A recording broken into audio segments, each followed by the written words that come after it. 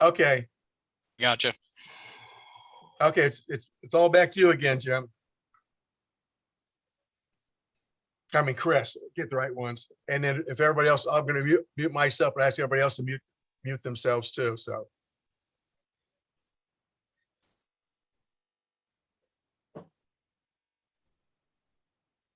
All right.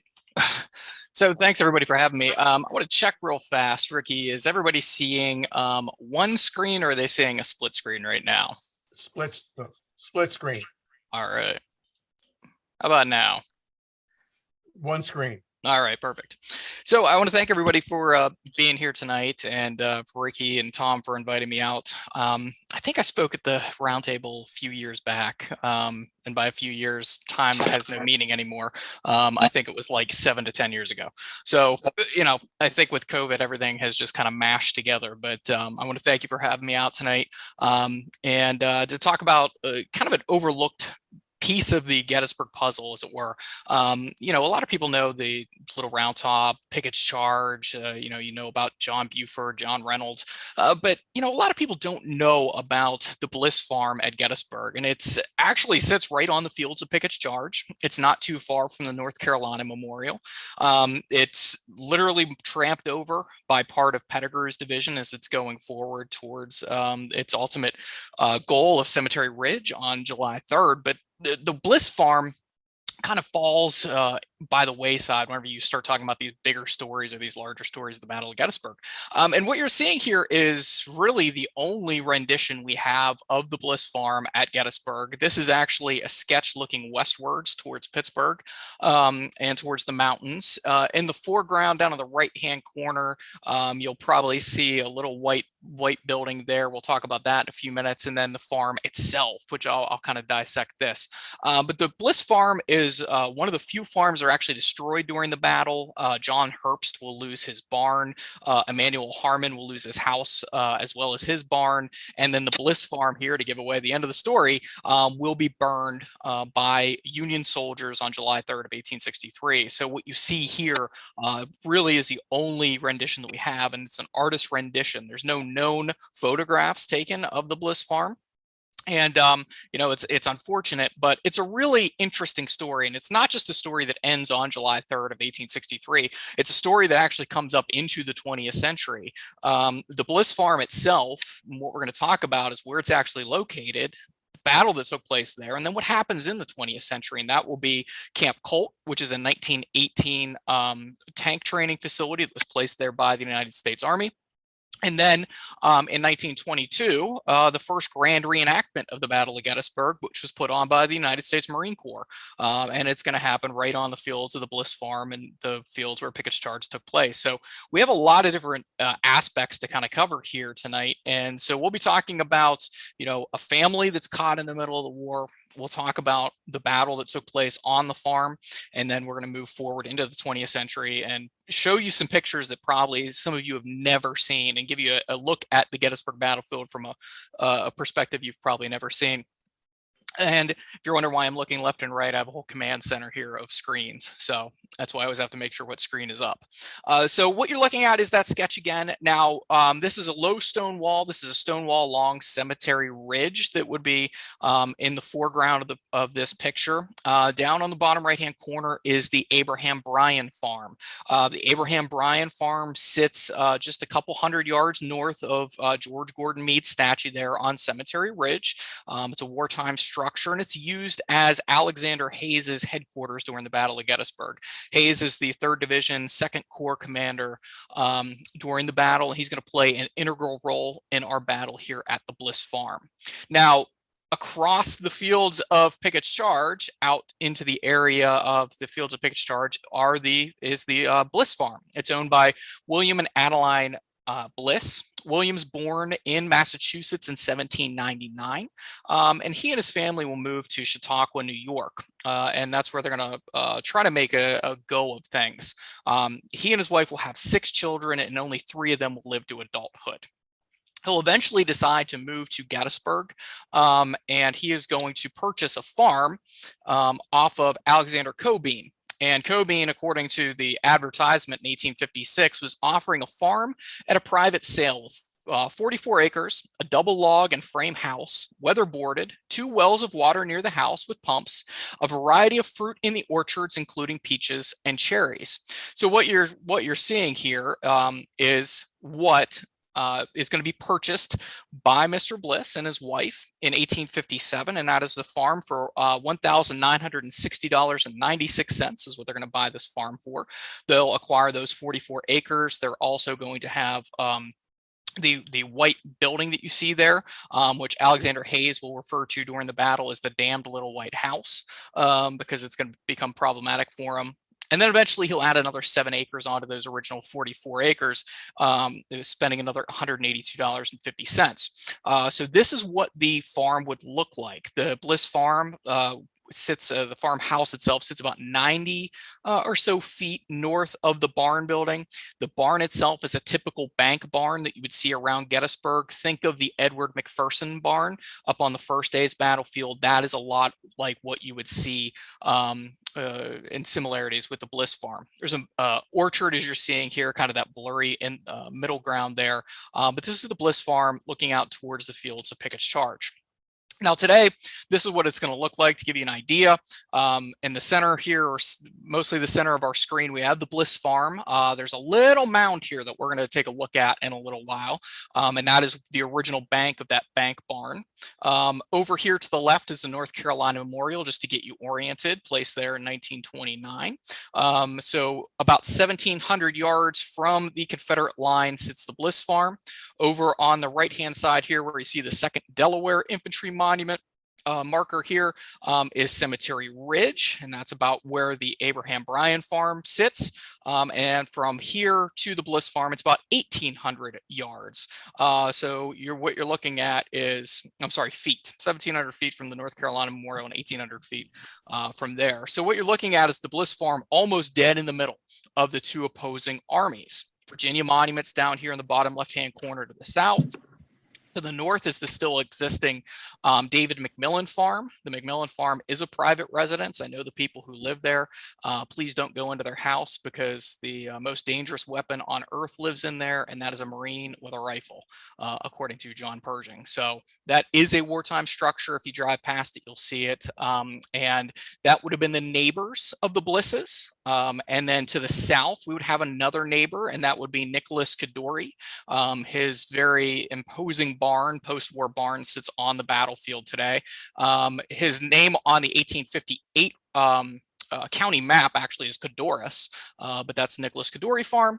And then over here to the right would be the Abraham Bryan Farm. So we have a number of farms around here. This have been largely open fields. And again, these are the fields of Pickets Charge. To the north here, where you see Long Lane. Long Lane actually is the name of a wartime road that would have run from the south end of town out into the area of the Bliss Farm. So if you actually drive along Long Lane today, these houses would not have been here at the time, and you stop at the end of the road, you're actually almost right on the Bliss Farm property, because this road actually makes a turn up Long Lane here and will spit you out onto the Emmitsburg Road, just south of town, just south of General Picket's Buffet. So this is an artist rendition from John Archer's book, Fury at the Bliss Farm. John put together a great little book about the action there. And Chris Mikowski and I have been working on a book on the 3rd day of the Battle of Gettysburg. So we've done a lot of research, looked at John's stuff. He's done a great job. And this is one of his renditions he has in the book. So this will give you an idea of what the Bliss Barn looks like. And according to one of the accounts from the chaplain of the 14th Connecticut, he's going to say, in front of our skirmish line were 2 buildings. One was a large barn, almost a citadel in itself. It was expensively and elaborately built structure, as barns go, 75 feet long and 33 feet wide. Its lower story or basement, 10 feet high, constructed of stone, and its upper part 16 feet to the eaves of the bricks in the wall carried to the gables. Within was an oak frame sufficiently heavy for a barn without walls. There was an overhang 10 feet long across the entire front of the shelter for cattle, and the rear was banked to the first floor, whence the name Bank Barn, furnishing a driveway for loads to that floor. There were 5 doors in the front wall of the basement and 3 windows in each end, several vertical slits in the upper story front and 2 rows of the window in each end. And then 90 paces north of the barn was the mansion, a frame building 2 stories in height, as it had a front of 3 rooms with and 2 front doors. And there now remain 2 cellar excavations with a thick wall in between, over which it stood, indicating a length of about 50 feet. We see that building must have been long and capacious. So what you're seeing here from the chaplain of the 14th Connecticut is the description of the barn. This is what John put together. To the left, you'll see a soldier standing there to give you kind of the scale of just how large this barn was. You know, the soldiers who come to Adams County in this part of Pennsylvania are often going to say that the barns were nicer than the houses, and you could tell that the farmers really loved to put the work into their barns. From a side view, again, you can see our soldiers standing here on the left-hand side. That's that overhang that would protect your cattle. That's what we're talking about with the McPherson Barn. If you go to the McPherson Barn, walk around the side that's not banked, you would actually see an overhang for your cattle. You're seeing the same things here. On the right-hand side, you'll see that bank that leads right up to the upper part of your barn. Now, that bank that you see on the right-hand side, this artist rendition, is going to be important. We're going to see pictures of that in modern times, and we're going to talk a little bit about that during the World War I era. So this is what the Bliss Farm looks like. We see where it's located. William Bliss and Adeline Bliss, at the time of the 1860 census, were doing fairly well for themselves. This is their excerpt from the 1860 census. William and Adeline are both 60 years old. He's a farmer, and he has $2,800 worth of real estate. In modern money, that's about $94,800. His personal wealth is about $1,500. That's about $54,000 today. His neighbor, Abraham Bryan, who's up at the top there, I left him cut into this for us. He's doing okay for himself. He's got about $1,400 worth of property and $250 worth of personal value or personal wealth. So you can see who's living in the area. Amos Plank's doing really well for himself. He's got $5,000 worth of land down below. But the Bliss family are going to face tragedy throughout their lives. William's mother dies at a fairly young age. He's going to lose 3 children, he and Adeline, and then they're going to lose their entire life, their entire lifestyle here in Gettysburg in 1863. So to get us to the Bliss Farm, to do a quick down and dirty, July 1st, 1863, things do not go according to plan for Oliver Otis Howard whenever he takes over command of the Union Army here at Gettysburg, at least for that short time.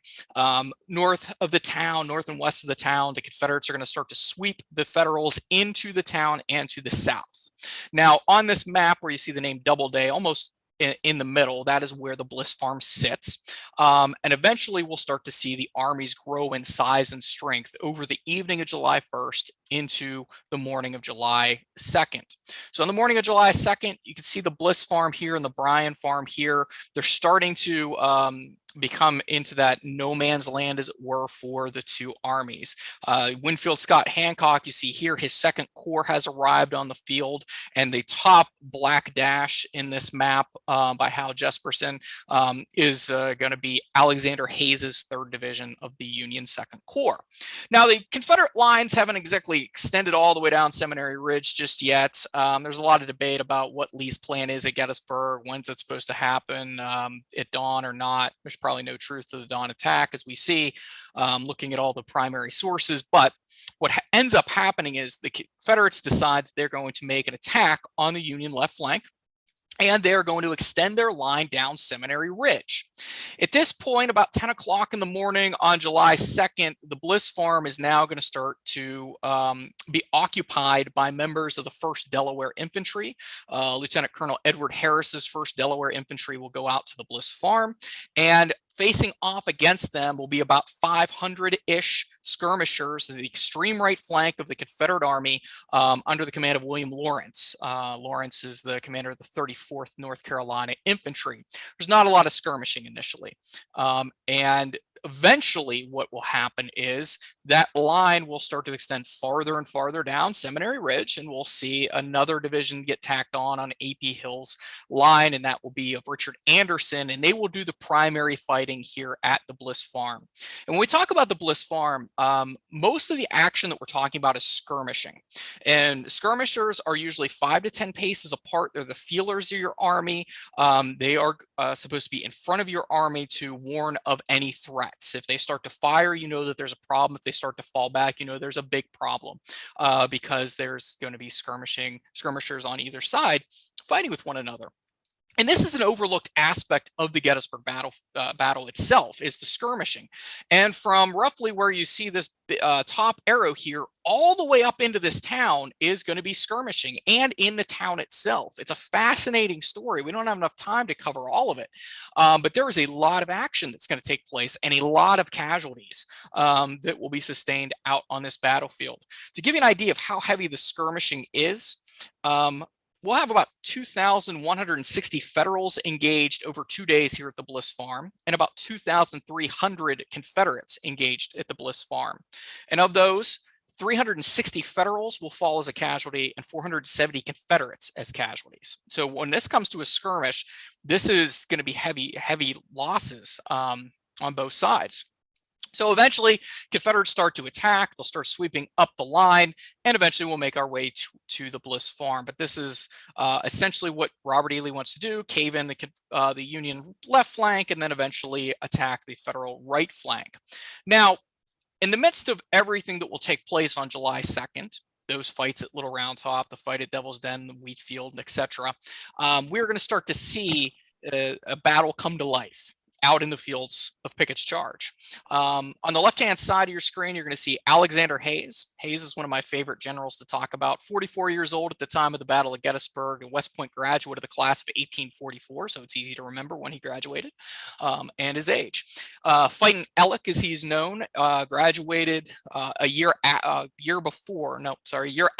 Ulysses S. Grant, and the two of them know each other pretty well when they're at West Point. And Alec is from Venango County, Pennsylvania, and then moves down to Pittsburgh.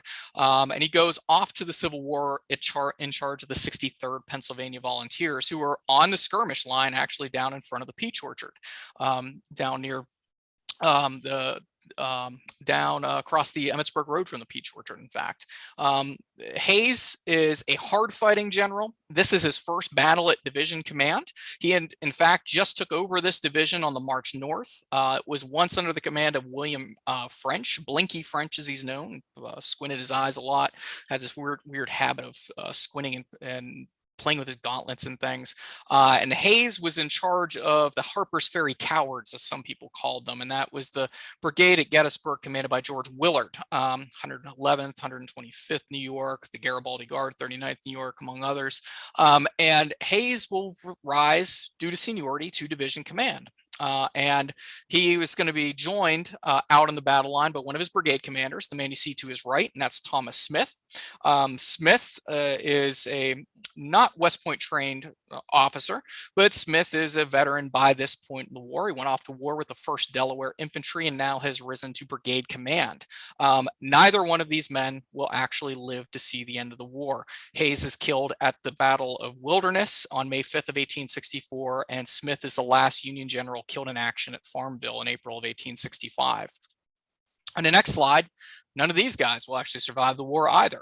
On the left-hand side is A.P. Hill, Ambrose Powell Hill, West Point class of 1837, and by my estimate, the worst corps commander in the Army of Northern Virginia.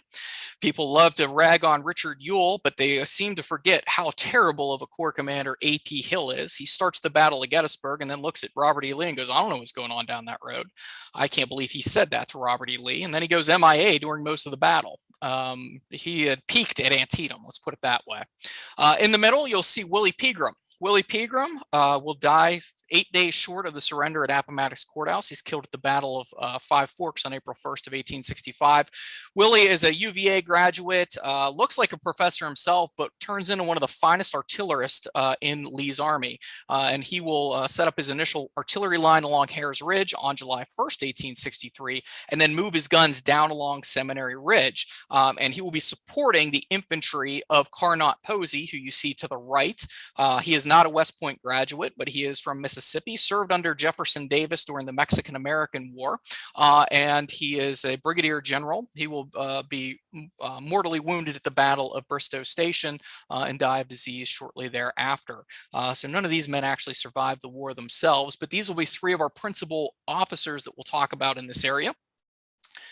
And a couple other folks that you see here. If you look in the bottom right-hand corner of that little box on your left and see number 3, that's William Lawrence. He originally commands the skirmish line for the Confederates out here. And then off to the right is a really fiery general, states' right advocate, Ambrose Wright. He's a firebrand if there ever was one, and he's a hard-charging general, kind of along the lines of William Barksdale. So we'll talk about these guys here in just a few minutes. And we won't talk too much about Wilbur Fisk or Samuel Fisk, but some of you might know him as Dun Brown. Dun Brown, actually, there's a book by Stephen Sears that talks about Dun Brown.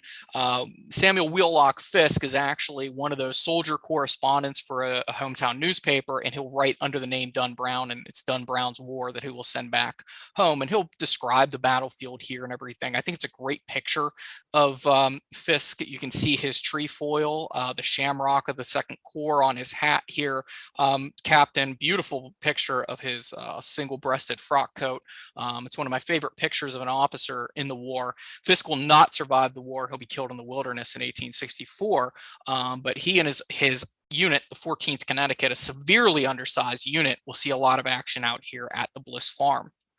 So this is the area of the Bliss Farm. This is a picture I took not too long ago, a couple years ago, and the Bliss Farm actually sits down in the center. I'm standing up along Seminary Ridge. I'm looking towards the Union line on Cemetery Ridge. So down here we have fences. Fences are a real problem at Gettysburg. They are stoutly built, and these soldiers don't always have the opportunity to take them down. And the soldiers out here at the Bliss Farm talk extensively about utilizing the fences. So the Bliss Farm would actually sit about here. The Confederate guns of Willie Peagram's battalion will sit on Seminary Ridge. If you look out the muzzle of the gun, you'll actually notice that you can't see down into the valley from where I took that first picture. I actually had to walk up onto the ridge line to see down in the Bliss Farm. So there's actually some reverse slope action going on here, giving the Confederates some cover. This is where they will launch their attacks towards the Bliss Farm. And then over here to the right, just to give you some orientation, we have the North Carolina Memorial, big round top down this way, little round top over here. The Taj Mahal looking monument is the Pennsylvania Monument out in the distance. And then from the Bliss Farm itself, this is actually me standing in what was the basement of the house. You can see the rocks off to the right-hand side here. That's the Bliss Basement. You can see the little white building of the Abraham Bryan Farm. That will be the headquarters of Alexander Hayes. So you can see this is stuck dead in the middle of these two lines. And it is not going to be a place that you want to spend much time. So on the early afternoon of July 2nd, 1863, the two battle lines are essentially starting to come into play as we know them. On the left-hand side of this map, this is Phil Leano's map from his Gettysburg campaign atlas. It's a book. I suggest if you are a Gettysburg aficionado, buy the book. It's a fantastic book. I don't know Phil. I'm not getting any kickbacks from Phil. So feel free. This is a true endorsement of a great book. Same with John Archer's book about the Bliss Farm. So out here we have the Bliss Farm you'll see in the middle. Off the left-hand side, you'll see Lawrence, that is with scales underneath, that is Alfred Scales. Those are the North Carolinians who initially start facing off towards the Bliss Farm. The dotted line in front of Lawrence, that is the Confederate skirmish line along a fence line. That's one of those fences that I pointed out to you. Then out here in the center of the field, we have the orchard of the Bliss family, which is on the western side or the left-hand side here. And then we have the house, which is a smaller square, and the larger square is the barn. And then over here on the right-hand side of the map, we have the massed Union Second Corps. So out front goes Lieutenant Colonel Edward Harris's 1st Delaware. They're the first ones to be out at the Bliss Farm. And over time, this farm will change hands anywhere between 10 and 12 times during the Battle of Gettysburg. This is a seesaw action. The 1st Delaware who is out here, let's just put it this way, it doesn't go well for them. These guys, it's not going to be their shining moment in the action, specifically Lieutenant Colonel Harris's. Over time, what will start to happen, though, is the Confederates will start to extend their line down Seminary Ridge. Now we start to see our main protagonists, and that is Carnot Posey's brigade of Mississippians. Off to our left, the 12th, 16th, 19th, and 48th Mississippi, that's Posey's brigade. Posey is going to put 3/4 of his brigade out onto the skirmish line. That is a massive amount of troops to go out onto the skirmish line. More than 1,000 Mississippians from the Magnolia State will be out into William Bliss's and David McMillan's fields doing battle. Now, what happens is that the 1st Delaware decides that they've had enough of this. They're going to get out of action. We'll talk about that in a minute. And Alexander Hayes, who is nicknamed Fighting Alec, wants to go out and fight. He is going to start to send out the 39th New York, the Garibaldi Guard. There's about 292 men in the Garibaldi Guard at this point. They had surrendered at Harper's Ferry in September of 1862. And Hayes, while he's in charge of the brigade, which was in the defenses of Washington for a while, really takes a liking to the 39th New York, it seems like. And he's going to start to send more and more troops out onto the skirmish line. You'll start to see the companies of the 4th Ohio going forward. That's in the area of what was the Home Sweet Home Hotel, as well as General Pickets Buffet. Then you'll see the 39th New York, 111th New York going out, 106th Pennsylvania. So we're just going to have a heavy skirmish line going forward. And their goal is to go out and take the Bliss Farm. Now, the 39th New York, this is really one of their first major actions they've seen in a long time. And as they go out onto the skirmish line, the entire regiment goes out onto the skirmish line. They're initially going to start to waver. And they're going to start coming across the field. And as they start to waver, Hayes jumps on his horse and rides hell for leather out onto the skirmish line with his staff. In the midst of the battle, Alexander Hayes is going to lose 3 horses shot out from under him and 13 of his 15 staff officers. So this is a guy who has no problem going into the thick of the fighting. As he rides forward, he goes into the ranks of the 39th New York.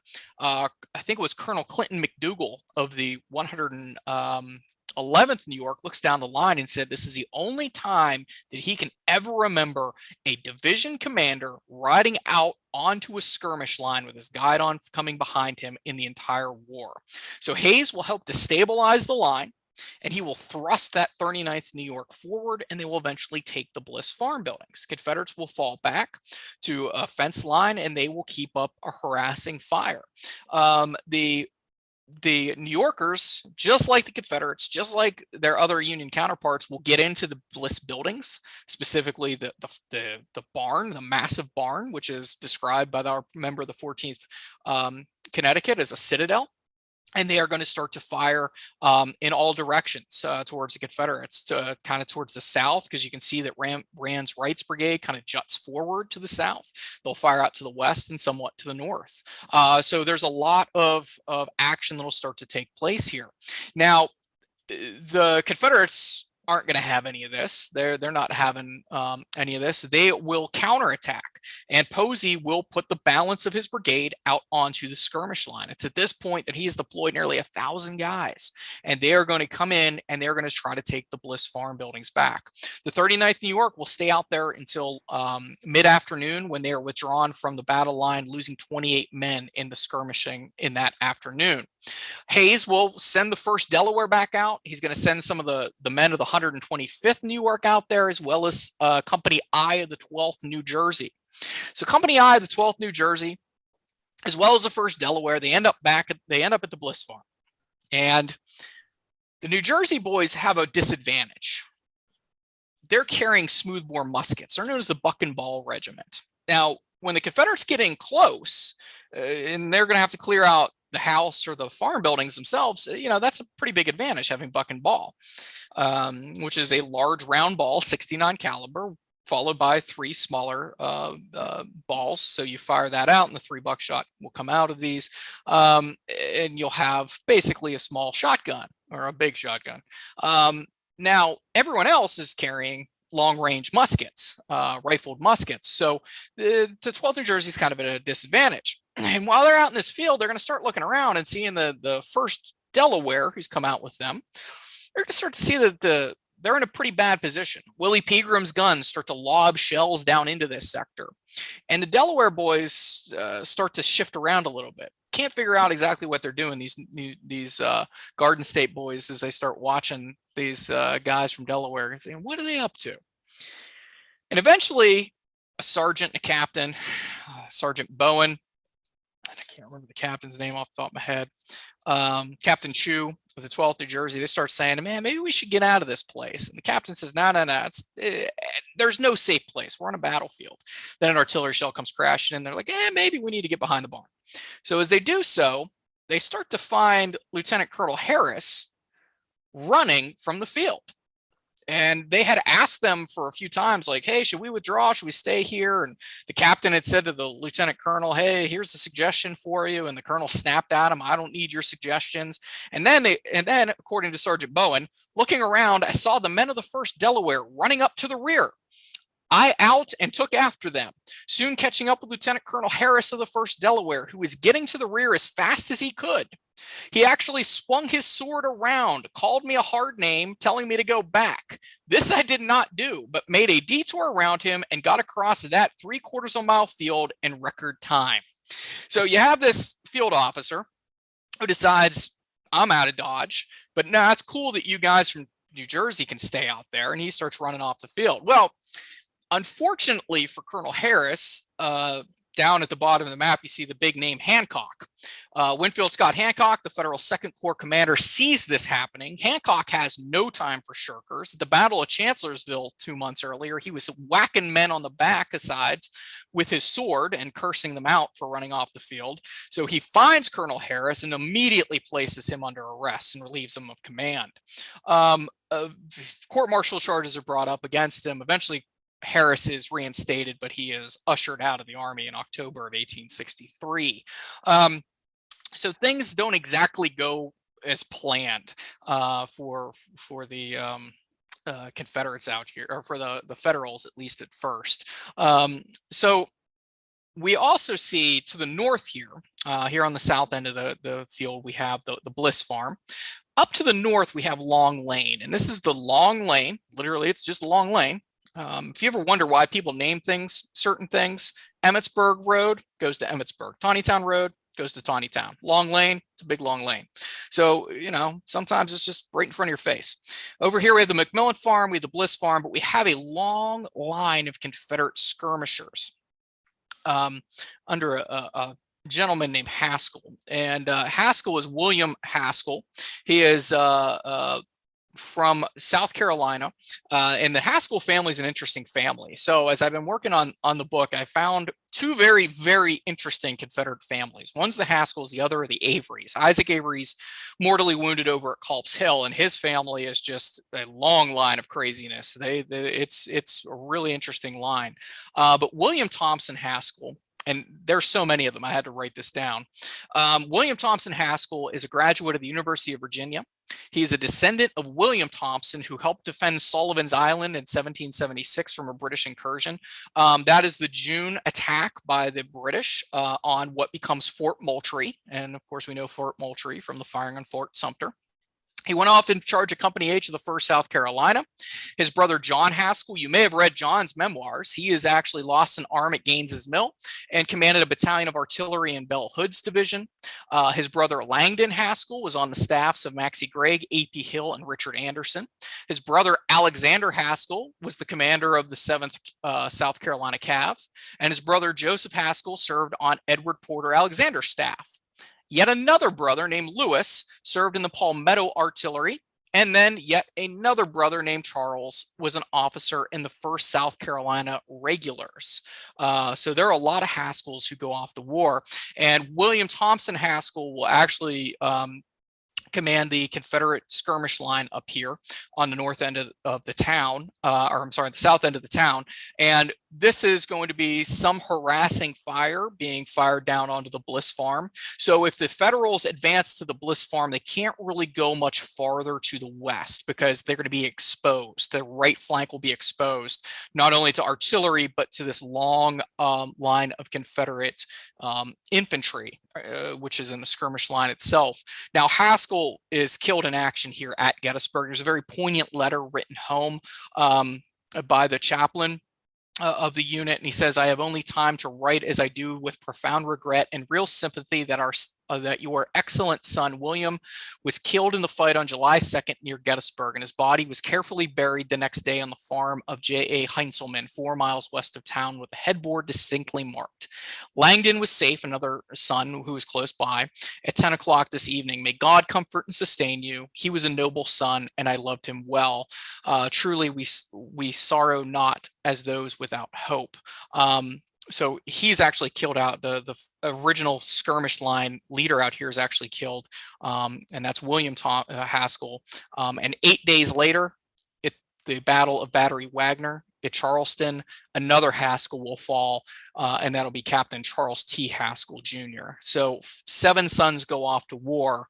2 of them don't return, and they're killed within less than 2 weeks of one another during the Civil War. So this is what you start to see here out on the skirmish line. It's a very intense skirmish line. This is the area where the 73rd Ohio fought. This is where George Nixon, Richard Nixon's great-grandfather, is mortally wounded out in these fields.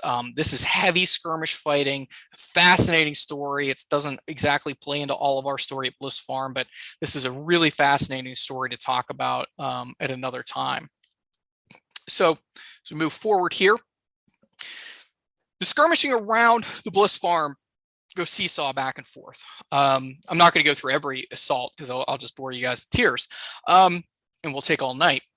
So what ends up happening is that echelon attack that Longstreet launches around 4 o'clock in the afternoon starts to roll up the Confederate lines. Now, as it does so, we start to see here at the bottom of the map, William Barksdale, down at the bottom left-hand corner, he starts to smash the Peach Orchard salient. Then we will start to pick up A.P. Hill's 3rd Corps.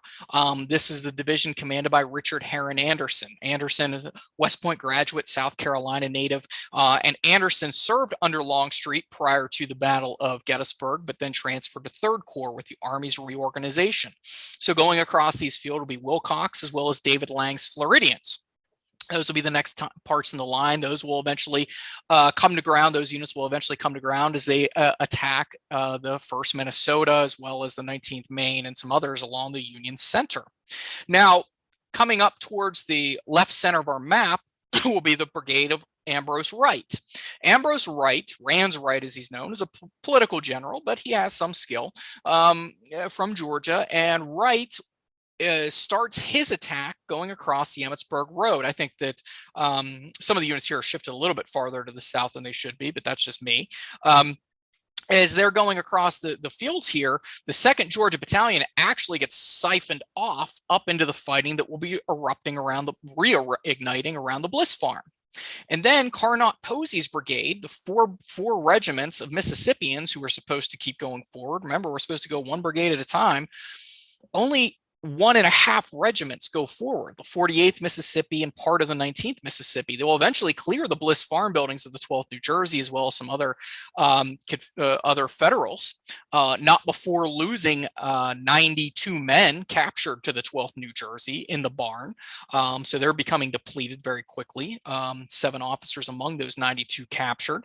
And as they're coming across the fields here, what ends up happening is the Bliss Farm is the high watermark, if you will, of the Confederate echelon attack. This is as far as they go.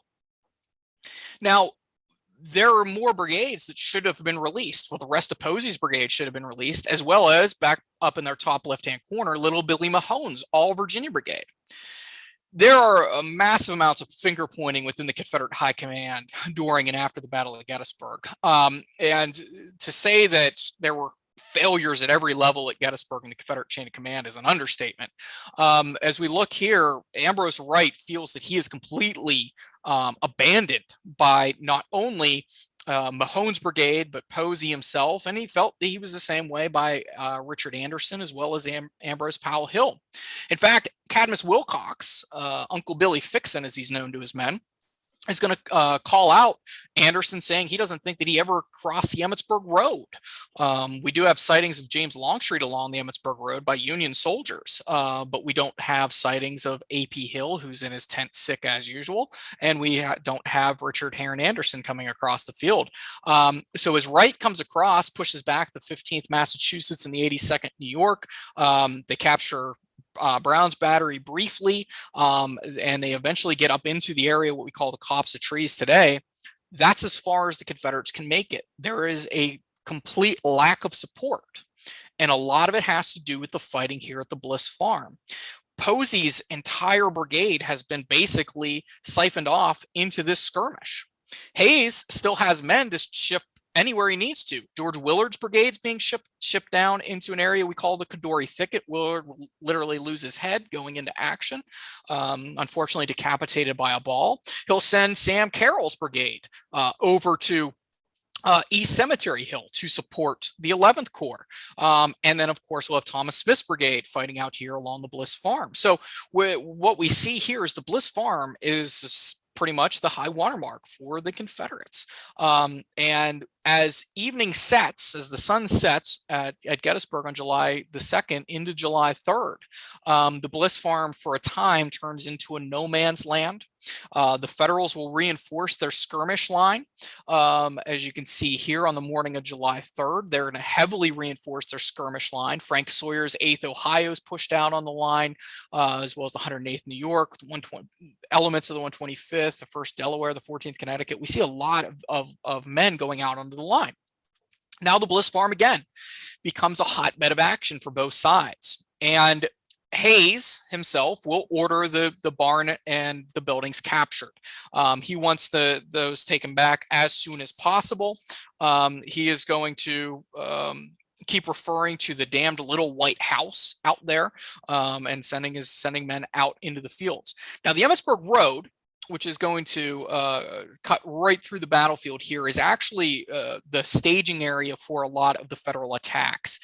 The Federals call it a sunken road. It's not exactly sunken. There are ditches on both sides, and it does sit down a little bit, but the skirmishers on both sides talk about the fences still largely being intact in this area, as well as before Pickets' charge and before Wright's attack, a lot of the crops are still in existence. So that means it's giving them cover and concealment as they move across the fields for both sides. A member of the 14th, the Connecticut, going out onto the skirmish line, you can see them along one of the fences here, talk about going out onto the skirmish line and actually not being able to see the skirmishers to their left and to their right because the grass is so high in this area and the crops are so high. They said they were about a fence rail apart from one another, and they actually started getting kind of scared, and they would turn to one another from time to time just to see if they were still there.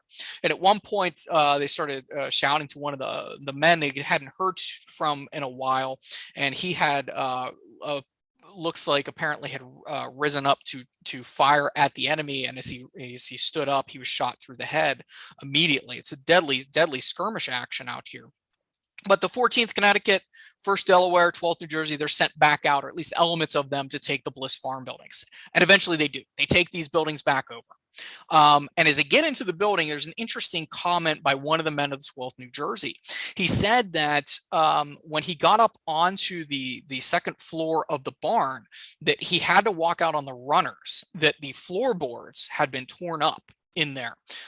So that meant he had to go out onto a runner and fire out one of the windows. And as he did so, men behind him loaded muskets, handed them forward. He handed back unloaded muskets, and that was his way of putting up his firing platform from the Bliss Farm. But yet again, the Confederates come back, as they have a want to do. They love to come back and have a lot of fight in them. And again, the Bliss Farm buildings fall to the Federals. And this is enough for Thomas Smith as well as Alexander Hayes. They've seen enough. Smith is actually going to turn to Lieutenant Frederick Seymour, and he is Company I of the 14th Connecticut. And he tells him to go out to the Bliss Farm and tell him to burn the place down if they have to. Now, Seymour doesn't make it across the field. He's wounded. Hayes, at about the same time, turns to a man, Charles Hitchcock of the 111th New York, and tells him to go out there with papers and matches and burn down the farm.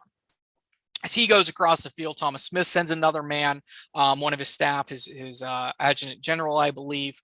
He is told to go out across the fields. Now, while Hitchcock goes out and tries to burn the farm, the officer, Captain John Park Postals, will ride out, tell everyone, burn the farm, and ride as fast as he can out of Dodge. He doesn't want to be anywhere near there, and he'll stop, turn around, wave his hat at the Confederates who had been firing at him to kind of heckle them. Confederates raise a rebel yell, and eventually what you will see across the fields of Pickets' charge that is about to come are the house of William and Adeline Bliss burning.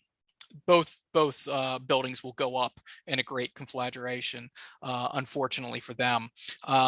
As the battle at Pickets' Charge takes place, there's no need to be near the Bliss Farm anymore. You have two smoldering buildings. The Federals pull back to roughly the Emmitsburg Road. The Confederates pull back roughly to where the P is in Pettigrew along this fence line that you see here.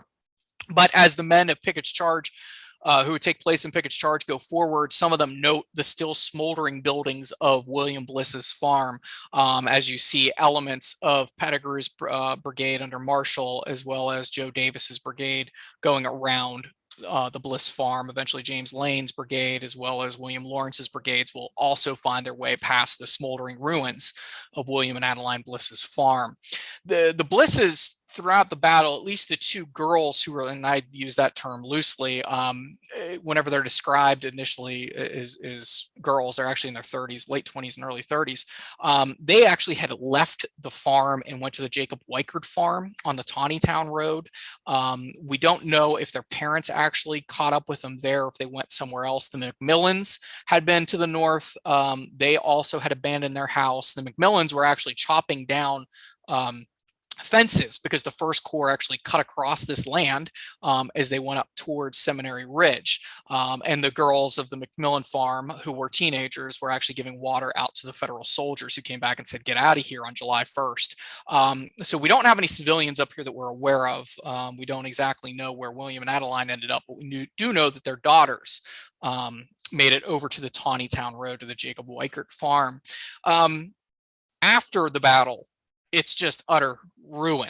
The Blisses had a beautiful library in their home.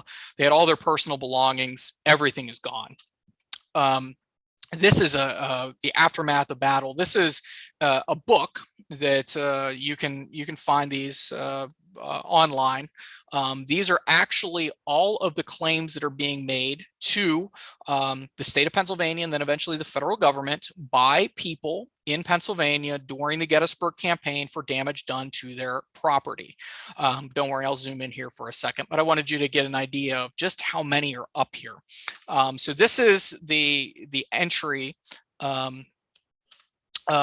Let's see, I put these out of, I'm sorry, I'm out of order.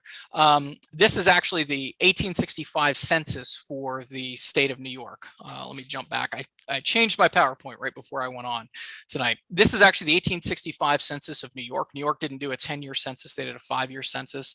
And this actually is that census showing William's family who had moved back to New York. What happens after the battle? By October of 1863, they figure they can't do much of anything else. And by June of 1865, they've moved back to Jamestown, New York in Chautauqua County. They're living with someone named Celia Diallo.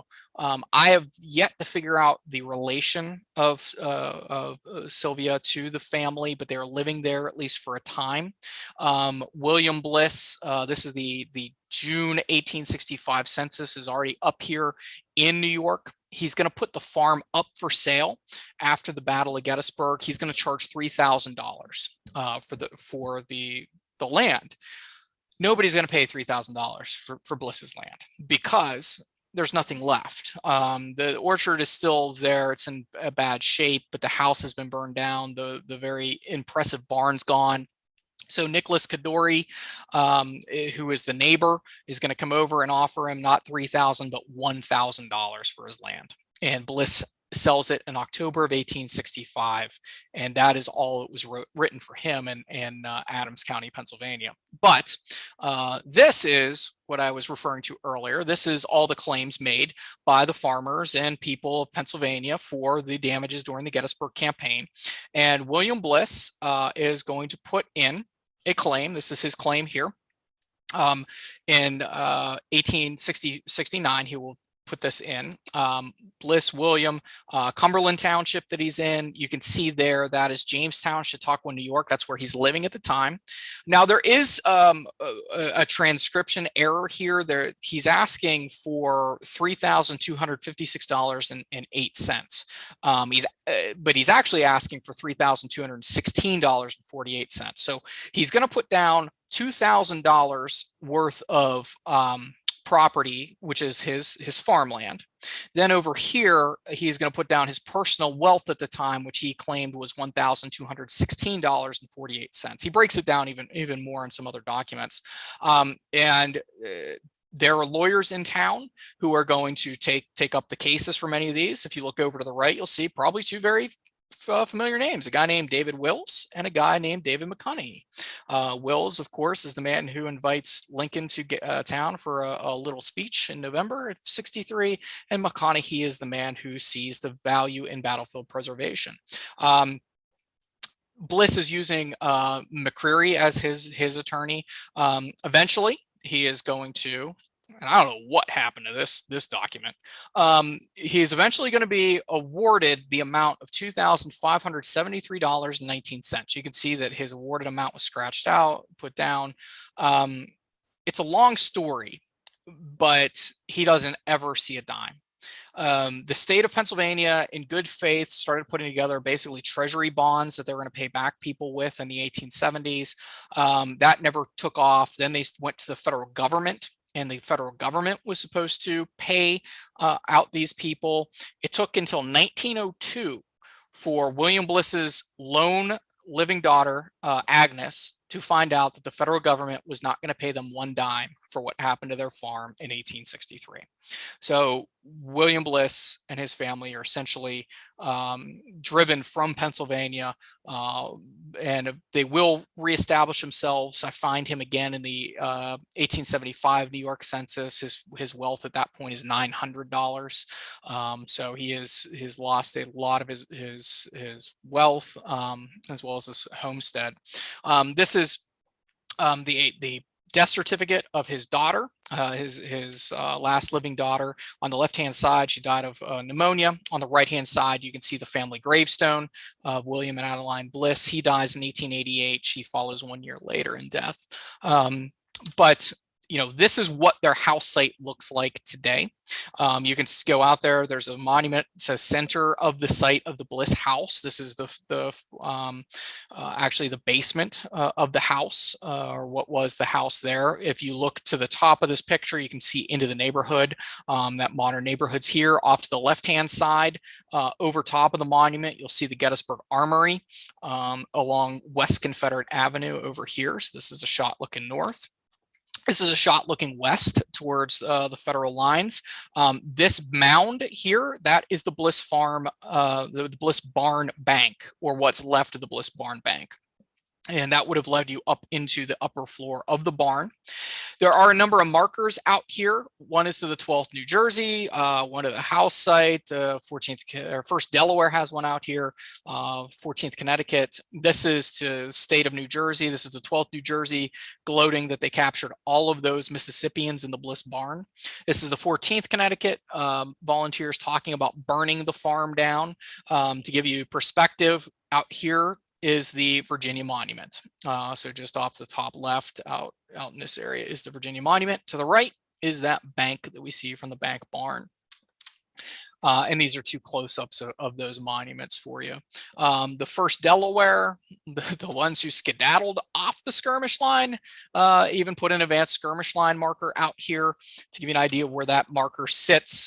Here is the skirmish line marker here. You can see the buses sitting around the North Carolina Monument right here. Virginia Monument is just in the left-hand side of our picture here. So this is what the area looks like today. You can walk right out to it. Is protected by the National Park Service, and the story of William and Adeline Bliss and their farm doesn't end here. And in the next just a couple minutes, since we're about out of time, the military comes back here to Gettysburg a number of times. Remember, this is Gettysburg National Military Park. Up until 1933, it's under the purview of the War Department. And there are a number of military camps at Gettysburg. One camp would have been right in this area here, where you see Gettysburg National Military Park. That is the camp of United States soldiers that was placed there in 1917. I'll show you a picture of that in a minute. There was a camp also in that same vicinity placed in 1918 known as Camp Colt. Then over in this area, the McMillan Woods was Camp Sharp, placed in 1943. It's essentially what we would call a PSYOPS operation. And then just off of the G here along the Emmitsburg Road was a German POW camp during World War II. So Gettysburg National Military Park is not just the story of July 1st through 3rd. And my favorite stories usually to tell have to come whenever it comes in its military use. What you are looking at here are the Marine Corps. This is 1922. And if you don't think that the battlefield has been beat up by people, look at the bottom right-hand corner of this picture, and you're looking at the Virginia Memorial.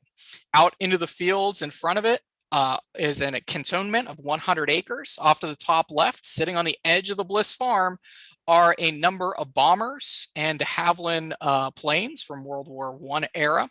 We have vehicles out here, and this is the grand military reenactment of the Marine Corps in 1922. West Point decided that they were going to use the battlefields as a place to teach their young and up-and-coming officers. This is the senior class trip would come down to Gettysburg every year. This was a tradition. It's known as a staff ride. Staff rides come about in the 1870s, and literally it was a ride around a battlefield initially on a horse. And the idea was to dissect what happened in the past, learn from the past. I lead a lot of staff rides with the United States military as well as NATO forces and some others. It's fascinating to get soldiers' perspectives on these battlefields. But this is the West Point class of 1915, known as the class that the stars fell upon. 59 generals and one future U.S. president are sitting in amongst these men here. The future president is right here, this handsome man named Dwight David Eisenhower. And this cocky gentleman over here is Omar Nelson Bradley, who will play an integral role in his career, in Eisenhower's career. This is on the steps of Christ Lutheran Church on Chambersburg Street. This is the monument to the Horatio Howell of the 90th Pennsylvania Infantry. And this is the senior class trip of 1915. Coming down here to Gettysburg. We know they're about to graduate because this guy right down in front is smoking a cigarette. And that is very, very against regulations at West Point. Ike got a lot of demerits at West Point whenever he was there. This is a training facility known as the Camp of United States Troops at Gettysburg. If you're wondering where we are right on top of the Pennsylvania Monument, taking a picture. This is the Vermont Brigade Monument here. This is Hancock Avenue, leading you right up to the copse of trees. This is a 400 plus cantonment for the United States military. It's going to train troops such as the 7th U.S. Infantry, the Cotton Balers. Actually, one of my relatives was trained at this camp and went off to World War I. And it also trained the 58th through the 62nd United States Infantry here throughout 1917. 34 different camps are placed at a cost of $500 million prior to World War I. And this is how we're going to prepare to go off the war. We'll use places like Camp Oglethorpe, which is Chickamauga, Chattanooga National Military Park, Gettysburg National Military Park, and other places to train at these 34 training camps, often named after famous people like William T. Sherman, Ulysses S. Grant, Nathaniel Greene, Samuel Colt, even though he has no ties to Gettysburg. It's a massive camp, and it has the Emmitsburg Road running through here. This is the Emmitsburg Road. The camp headquarters is right behind General Pickets buffet, which was not there at the time of the battle, or at the time of the encampment. Here we have the camp hospital, bakery. We can see the 61st Regiment over here. This outcropping here is actually the Park Road that would lead you around up until 1988 around Lou Armistead's monument, as well as where Alonzo Cushing's guns were. Over here is my favorite feature of the entire encampment, and that is a swimming pool. Yes, they put a big swimming pool on the Gettysburg battlefield. If you know where to find it, it's on the Kadori farm, not too far from the clump of copse of trees. And this is them building their swimming pool. So battlefield preservation at its finest right here. Now, Camp Colt will be the camp that comes in 1918. The infantry was trained in 1917, and in 1918 we will have the United States Tank Corps come in here, and this is the birth of the United States Tank Corps. And you see here Dwight David Eisenhower as a captain. He'll eventually be brevetted to lieutenant colonel. This is his first command here in Gettysburg. Ike is not happy about being transferred to Gettysburg, though he loves the battlefield. Mamie says he knows every rock on the battlefield, and it's not a compliment because she bores him to he bores her to tears. Over here, you'll see two of the British advisors. This is Frank Summers. Frank Summers and Ike will become fast friends, and they will correspond with each other throughout the rest of their lives, even throughout the Second World War. You can see that Summers is wearing a black armband here because his son was killed in 1916 at the Battle of Jutland. Summers has seen some of the worst in Europe. He's fought at 3rd Ypres, Cambrai. He was on the Somme. I mean, this guy has seen the worst of the worst, and he came over here as a British military advisor to train the United States Army Tank Corps. And this building that they're sitting in is actually in the parking lot, or was in the parking lot, of where General Pickets buffet is today. So this will give you an idea of exactly where they are. Camp Colt's headquarters, the Virginia Monument, World War I encampment. Treat 'em rough was their motto. We'll have these massive encampment sites. We'll have cars coming through here. This is the Emmitsburg Road, and this is where the rail line, which was not there at the time of the battle, crosses right through. You can see the Pennsylvania Monument on that left-hand side of your screen. You can see tents, you can see temporary buildings. They put plumbing in for some of these things. So, I mean, this does some real damage to the battlefields. Now, the problem that the Tank Corps has, if you notice, there's a problem with this Renault FT-17 tank, because it's not actually a Renault FT-17 tank. It's a fake tank. It's on skids. The Tank Corps that will train more than 10,000 men at Camp Colt, not all at once, will only have one tank. This isn't even a tank. This is Battle and Lizzie. This is a aluminum facsimile that Ike had put together.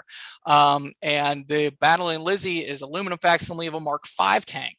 Over here, you will see trucks and trailers. So Ike says, I don't have tanks, but I got to train these guys. So what do? We hook up those trucks and trailers. We put 30 caliber machine guns in those trailers. We drive down to Big Round Top, and we unload our ordnance down there. Ike claims there are more bullets fired into Big Round Top by his men training at Camp Colt than there were at the time of the battle anywhere on the Gettysburg battlefield. Eventually, on June 6, 1918, Ike is going to get his tank. June 6th is kind of a big day in Ike's life. June 6, 1944, his son, John, graduates from West Point. June 6, 1918, he gets his tank. June 6, 1944, he was kind of busy as they started to liberate Europe with the D-Day operations. So this is Ike standing beside the tank. This is a Renault FT-17 tank, a light tank made out of cast iron. There's some steel on here. There's wood. On the backside here, you can actually see a wheelie bar. So if you go over top of a trench, you won't flip over. It's a two-man crew, a gunner up top and driver down front. And everybody wanted their picture taken with the tank. Here's us looking important beside the tank. Here's us standing out on the fields of Pickets charged with the tank. Over here is, don't believe me, here's the Virginia Monument out here. I like this guy with his sunglasses on over here. And then, why does this play into our story? Well, we need something to train over. So what do? We go to our historic resource and we drive our tank over the Bliss Farm bank. This is on the left-hand side, the tank coming up and over the Bliss Farm bank that I showed you earlier. And on the right-hand side, it's being trailed by the soldiers who are being their close infantry support. On the left is a modern picture. On the right is what it looked like in 1918 as them driving over top of it. So if you head out to the Bliss Farm, you could take a look and see exactly where the Bliss Farm was used by Eisenhower and his men to train at Camp Colt. Stevens Run, which is usually dry except for the day I went out here to take this picture, is where we've learned cover and concealment with our tank. And Camp Colt is big news. It shows up all over the newspapers on the East Coast and the West Coast, especially in Kansas, because that's where Ike is from. If you head out onto the Gettysburg battlefield, there is a plaque to Camp Colt, and there's also the Camp Colt tree. This was placed here in 1954 at a reunion of the men of the Tank Corps who came out here. Ike couldn't come out to the reunion, and there actually is an error on this plaque. It says he was inaugurated as president on January 2nd, 1953. It should not say January 2nd. It should say January 20th. And the plaque location is right along the Emmitsburg Road, just a few hundred yards out in front of Alexander Hayes's division. And to close, in 1922, the Bliss Farm will be used by the military, as well as in 1944 and 45, when the military decides that they are going to do Marine Corps exercises out on the battlefield. Now, after World War I, there was a big push in the armed forces to expand the Air Force, expand the Navy, get rid of the Marines. This all costs money. So the Marines, who had fought so well at Belleau Wood around Chateau Thierry and Saint Mihiel, they were on the chopping block. So they decide that they are going to put on an extravaganza and they're going to use Civil War battlefields to do so. They'll go to places like the Wilderness, Antietam, and here at Gettysburg. You can see them right here along the Emmitsburg Road at the Kadoorie Farm. This guy crouched down here has got a 30 caliber Browning water-cooled machine gun. They are playing the Confederates, and you can see smoke screens put down. This is a full-on battle reenactment. One of the geniuses behind it is the man up here on the horse. His name is Smedley Butler. His nickname is Old Gimlet Eye. He's from Philadelphia, Pennsylvania, and he is a two-time recipient of the Medal of Honor. He is the one who's going to decide to take these guys around to different battlefields. In 1921, he goes to the Wilderness and actually puts a silhouette of a battleship up and has his men take the battleship. And anywhere he goes, he's going to invite prominent politicians, but he's not always riding a horse. He's got a pretty sleek car here as he's rolling out of Washington. The Marines, they're going to get the press. They're going to do everything they can. They're going to march out of Quantico. They're going to take modern day Route 1. They're going to march up into Washington, D.C. They're going to pass and review in front of the White House. It took them more than an hour to march in front of President Harding. This is actually the first review, I believe, at the White House since the Civil War. Then they're going to eventually arrive in Gettysburg, where they set up this massive encampment, and they're going to bring along everything that you can imagine. They're going to have more than 1,000, take up more than 100 acres of the battlefield here.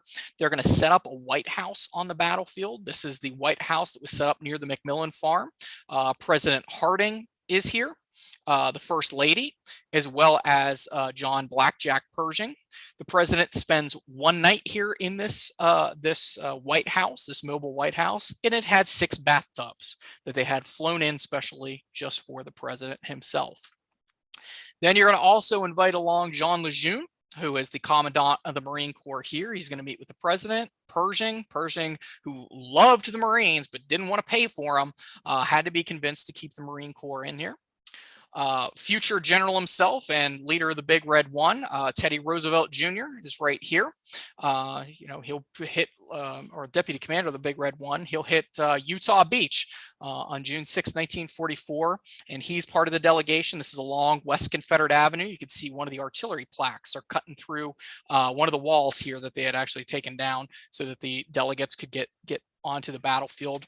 Then over here we have the Bliss Farm, we have the Virginia Monument, and we have the entire reenactment that will take place. They will bring in tanks. So they'll have 4 tanks here. They will bring in all the dignitaries. Then they're going to reenact the battle. So if you want to know who's who, you just read the flags. It says Garnett. This is them doing Pickets charge. There's Kadori's barn back here. This is them, some of them with 1903 Springfields going into action. This is them taking the stone wall at the high water mark. This is them along Cushing's guns. They actually took casualties. They had ground charges out there. They put up observation balloons so that they could take pictures of everything that was going on. They have a fantastic picture of the downtown Gettysburg taken in 1922. Here is down in the right-hand corner, St. Xavier's Catholic Church, Christ Lutheran Church here up along Chambersburg Street, the Eagle Hotel, which is today the John Buford Memorial 7-Eleven. Down here we have the Square, or the Diamond as it's called at the time, in the Gettysburg Hotel. So they get us all kinds of great pictures. Then they decide that they want to scare some people and quote unquote shoot down one of the balloons, which was in very poor taste, because on the way into Gettysburg, a Marine aviator actually crashed right behind today where the Heritage Center is, along Steinwehr Avenue, and was killed, he and his gunner. But these guys decide they're going to shoot down one of their balloons, and you can see a man floating safely down from his balloon. Then they're going to march up here. When on the march, they're going to invite every Civil War veteran they can out. This is a way to get the patriotism flowing. This is Emmitsburg, Maryland, that you see here, with a bunch of Civil War veterans standing around the square here in Emmitsburg. This is sitting at the base of the 106th Pennsylvania Monument, right along the angle at Pickets charge. And this is a young Marine talking to a Civil War veteran out here. So they use these to a great extent.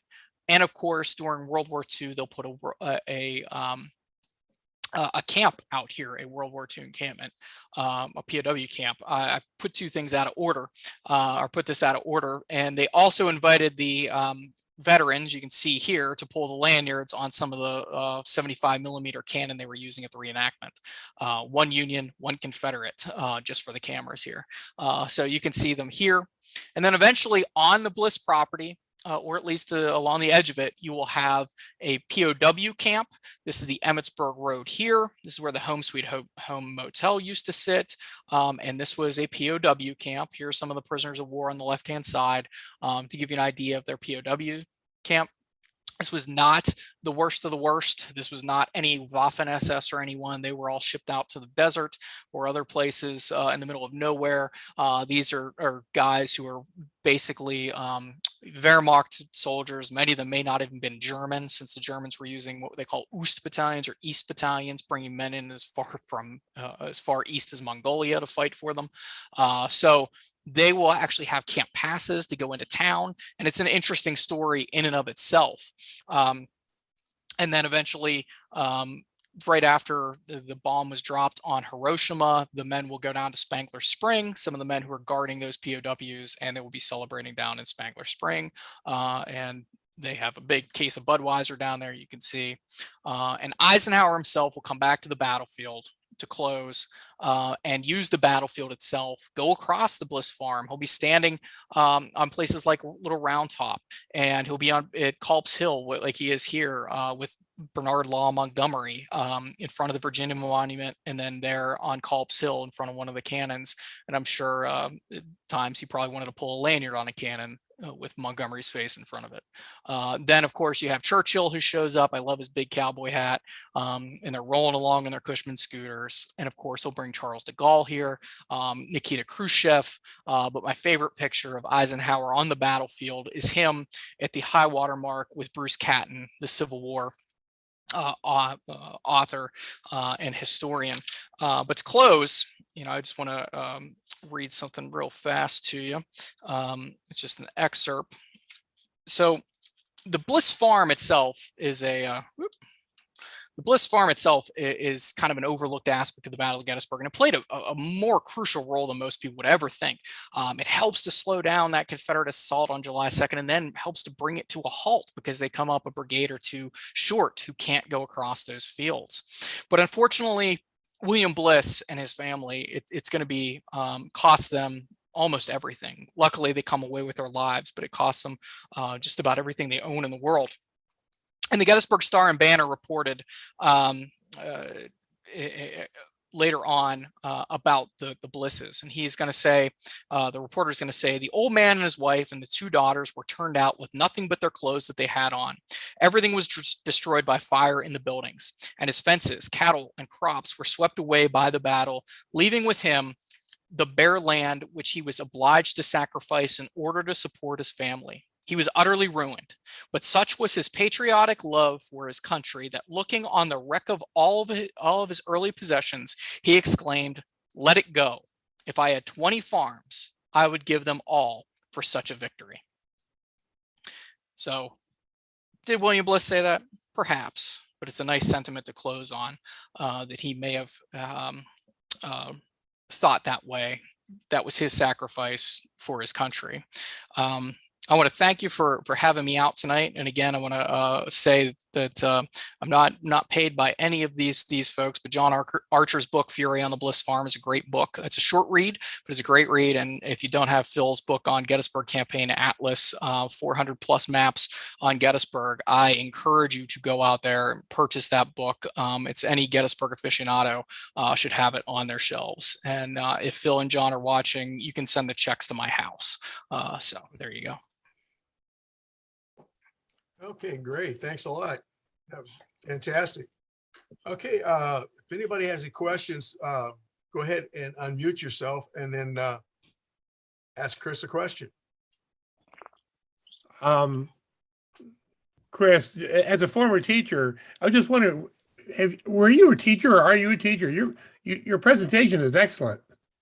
I appreciate that. I've been doing this since I was 15 years old. And believe me, if you were there at 15, whenever I first did it, it was terrible, terrible, terrible. I am embarrassed by those.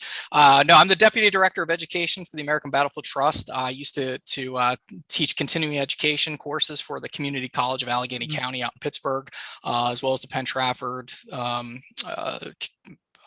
Recreational Commission and others. I work with teachers. I'm our teacher liaison at the American Battlefield Trust, but I have been giving talks now since I was 15 years old. And the $1 million question always is, how old am I? I am 40 years old, just about to turn 41. Okay. Any other questions? Okay. Again, I want to thank you very much, Chris, for that. It's great. Got a lot, like I say, a lot of good information. We had a lot of first timers here, and like I say, several people have already sent me their email address. So if they want to be put on the on our mailing or email list, please put it over here, like on the chat box. And next month we're going to have another on Gettysburg's with Mary Turk Meenan. If I pronounce the last name, I apologize. Walk along Hancock Avenue. So with that, I want to thank everybody and have a good evening. And again, Chris, thank you very much. It was fantastic. And I'm sure we'll be calling on you again, and maybe one of these days give us a tour out there, either with us in Harrisburg or just like a car caravan. So whatever you all need from me. Okay. Thank you much. And give everybody a good evening, and we'll see you all next month.